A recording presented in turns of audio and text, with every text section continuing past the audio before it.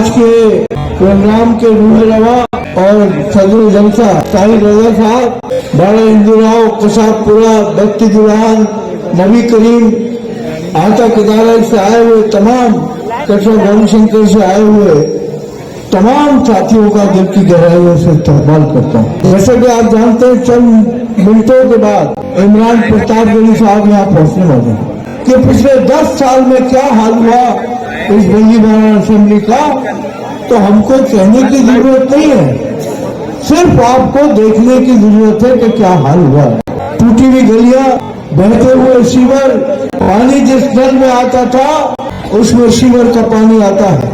15 साल जब दिल्ली में कांग्रेस की हुकूमत रही और शीला दीक्षित जी हमारी मुख्यमंत्री थी, तो चौतरफा विकास हुआ था कि इस मेट्रो का सपना नहीं देख सकता था। अगर दिल्ली में मेट्रो नहीं होती और गाड़ियां और स्कूटर और मोटरसाइकिलें होती, तो अब जो रास्ता आप 5 किलोमीटर का तय करने में 1.5 घंटा लगाते हैं, उस वक्त कम से कम 3 घंटे आपको लगते।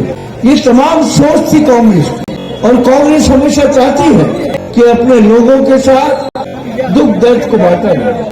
कांग्रेस कोई भी पॉलिसी बनाती है, नीति बनाती है, वो हमेशा इस बात का ख्याल रखती है कि आवाम, चाहे गरीब हो, चाहे मिडिल क्लास हो, चाहे महिला हो, चाहे नौजवान हो, ख्वाहिशों का ध्यान रखते हुए कांग्रेस नीतियां बनाती है। पिछले 11 साल से जो हाल है, चाहे वो दिल्ली की सरकार हो या केंद्र की सरकार हो, झूठ के पुलंगे रोज आपके सामने खोले जाते हैं। उसका एक आसान तरीका ढूंढ लिया है कि आपस में नफरत फैला दो, एक दूसरे से लड़ते रहेंगे, हमसे ये नहीं पूछेंगे सीवर क्यों खराब है, पानी क्यों नहीं आ रहा। हिंदू को मुसलमान से अलग करना, हिंदू को सिख से लड़वा देना, ईसाइयों से लड़वा देना, ऐसा एक खेल बन गया है कि आपकी जो जिंदगी के बुनियादी मसले हैं, आप उस तरफ देख ही ना पाए। हमको उलझा दिया गया धर्म की बातों में।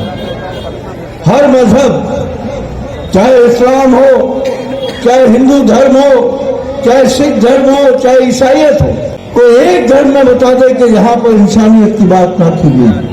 और हम सब लोग राहुल गांधी की इस मुहिम में कंधे से कंधा मिला के कोई भी कुर्बानी देने को तैयार है, क्योंकि राहुल जी एक सच्चे ईमानदार आदमी है। जो काम 15 साल कांग्रेस की हुकूमत ने किया, आज वो तमाम काम जो है उनको मेंटेन करना भी अरविंद केजरीवाल के लिए नामुमकिन हो गया। मोदी जी के पास हजारों करोड़ का बजट है पब्लिसिटी का, और अरविंद केजरीवाल के पास 500 करोड़ का बजट है। आप पे इतना डर भर दिया जाए कि आप अपनी आवाज बुलंद करते हुए डरने लगो। आज जिस तरीके की धमकियां भी पिछले 10 दिन से चल रहा है, अक्सर civil code, uniform civil code, ये 1980 में जब भारतीय जनता पार्टी बनी थी तब से यही नारे लगा रहे हैं, क्योंकि ये पुराने नारों को वापस इसलिए ला रहे हैं कि लोग अब समझ चुके हैं। ये चाहते हैं कि हम इन्हीं तमाम सवालों में उलझे रहें। लेकिन मैं आपसे एक बात कहना चाहता हूं, राहुल गांधी जो आईन और संविधान की किताब जेब में रखकर चलते हैं, वो आईन, वो हमारी रक्षा है, वो हमारी हिफाजत का एक बड़ा शस्त्र है, क्योंकि संविधान नहीं रहेगा तो इस देश के अंदर जो गरीब है, मजदूर है, दलित है, पिछड़ा है, मुसलमान है, उनकी कोई जगह नहीं है। ऑल इंडिया कांग्रेस कमेटी अखिलेश शोबे के अध्यक्ष राज्यसभा सांसद जनाब इमरान प्रताप गढ़ी साहब तशरीफ ले रहे हैं, से उनका दिल की गहराइयों से खैर मकदम करते हैं। मैं चाहूंगा जोरदार तालियों से उनका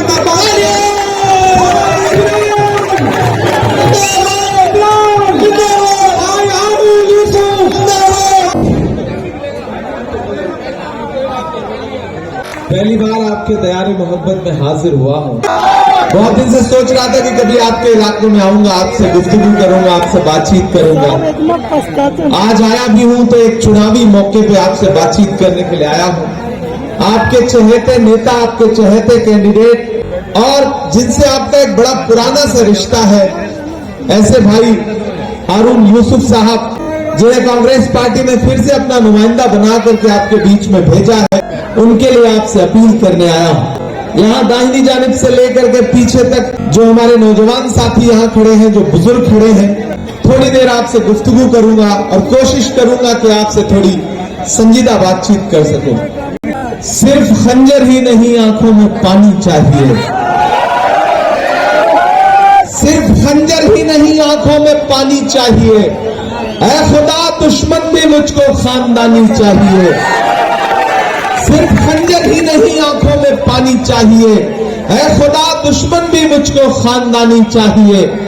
सिर्फ कब्रों की जमीनें दे के मत बहलाइए, राजधानी दी थी हमने, राजधानी चाहिए। आने वाली 5 तारीख को आपको घरों से बाहर निकलना है और न सिर्फ बल्ली मारान के मुस्तकबिल का फैसला करना है, बल्कि दिल्ली के मुस्तकबिल का भी फैसला करना है।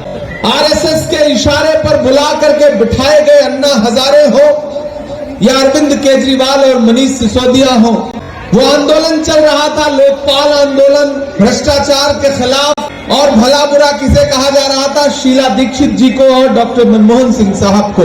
मैं जहां खड़ा हूं मुझे पता है ये दानिश्वर लोगों की सरजमीन है, ये कारोबारी लोगों की सरजमीन है।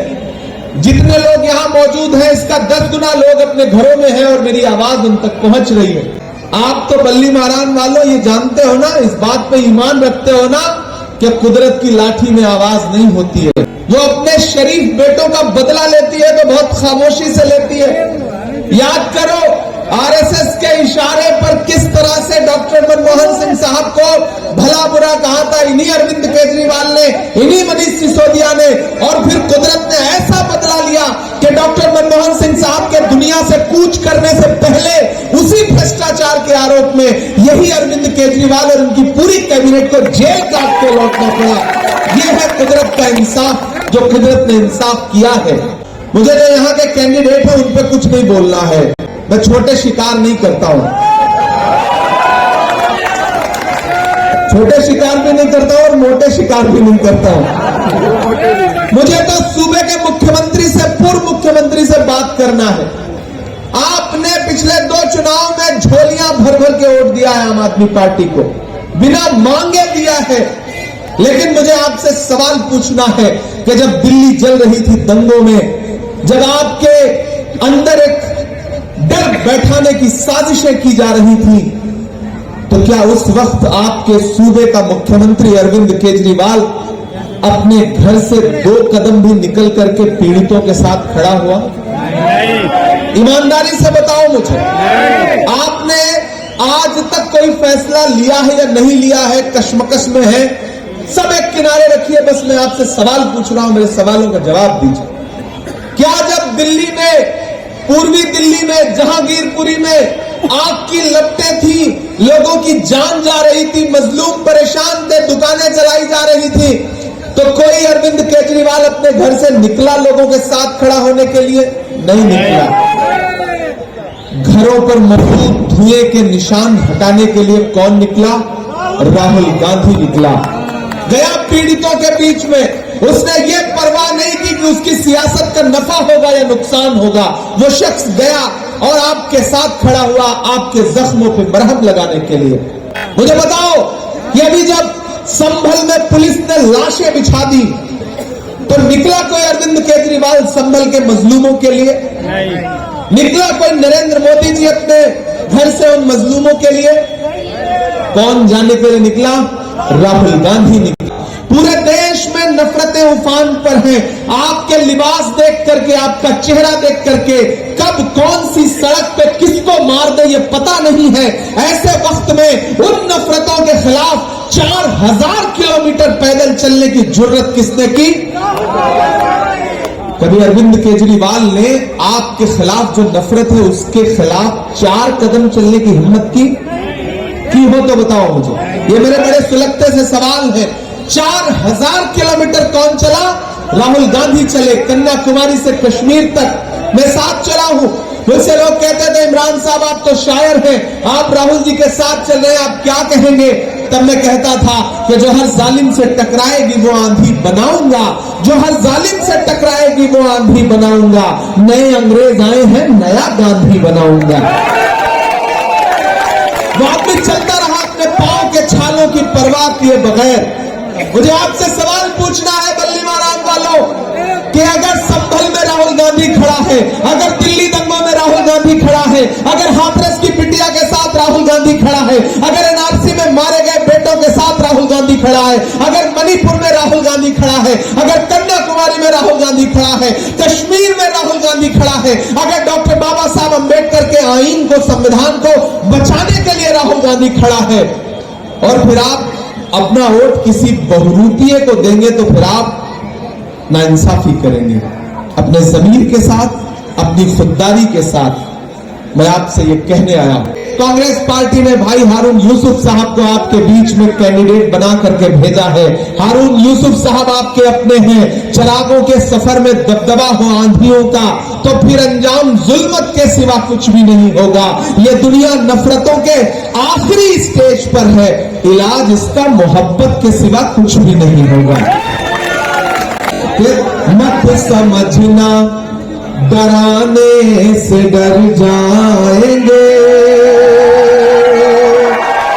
पीछे तक लोग खड़े हैं, सबकी शिरकत हो कि मत समझना डराने से डर जाएंगे। अब के सारी हदों से गुजर जाएंगे। मौत के नाम का खौफ देता है क्यों? मौत के नाम का खौफ देता है क्यों? मौत जिस रोज आएगी मर जाएंगे। मत समझना डराने से डर जाएंगे। कि हमने जमजम दिया, आबे गंगा दिया, हमने जमजम दिया, आबे गंगा दिया। तुमने भारत को दंगा ही दंगा दिया, तुमने भारत को दंगा ही दंगा दिया।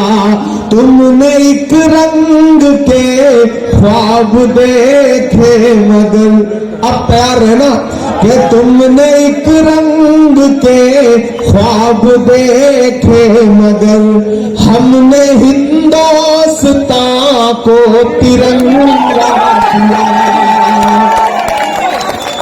ये तिरंगा आपकी धड़कने जो बोल रही है उन्हें लफ्जों में डालता हूं कि ये तिरंगा बदन पर लपेटे हुए,